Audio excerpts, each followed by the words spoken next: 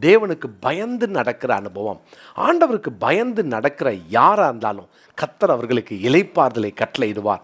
பிரியமான தேவனுடைய பிள்ளைகளே, உங்கள் தனிப்பட்ட வாழ்க்கையில் ஒருவேளை ஆண்டவருக்கு பயப்படுற பயம் இல்லாமல் பாவங்களை துணிகரமாய் செய்து ஆண்டவரை விட்டு வெகு தூரம் போயிருப்பீங்கன்னு சொன்னால், இன்றைக்கி மறுபடியுமாய் தேவ சமூகத்துக்கு வருவீங்களா?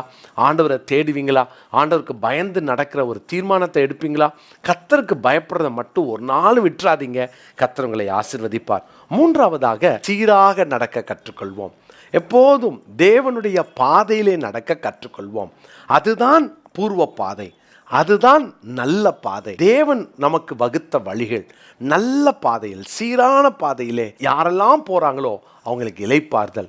இன்னைக்கு ஒரு வேளை பார்க்குறதற்கு ஒரு பிரச்சனையும் புயல் காற்றும் வீசுவதை போல இருக்கலாம். கர்த்தருக்கு முன்னால் சீராக நம்ம போகிறோம் தானே, வேதத்துக்கு பயந்து நடக்கிறோம் தானே, கர்த்தர் கண்டிப்பாக ஒரு இளைப்பாறுதலை உங்களுக்கு கட்டளையிடுவார். தேவனுடைய பிள்ளைகளே, பயப்படாதீங்க.